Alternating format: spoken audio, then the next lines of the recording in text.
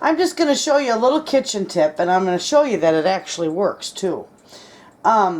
Maybe some people don't know, maybe you all know, and that's all right. But I am an avid canner, and I do an awful lot of canning. So the other day I noticed I hadn't cleaned my jigglers in a long time, and they were starting to stick. And I don't mean sticky by, you know, being sticky touching them. I just meant they weren't jiggling around on the top of my canner as they should. And, you know, that can pose a problem.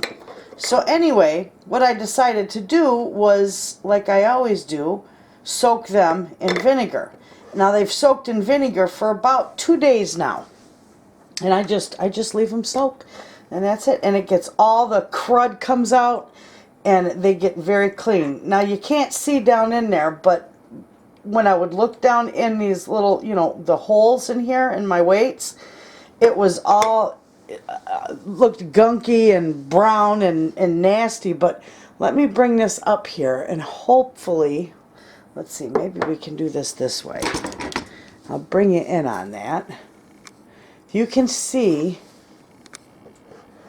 all the gunk down in here. All that gunk down in there. It looks like rust, but it's not. It's just gunk from using it without cleaning it.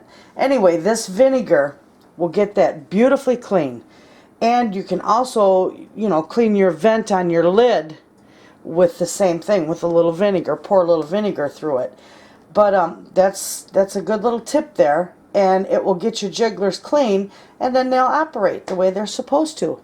So there you have it. Just a quick little kitchen tip. Thanks for watching.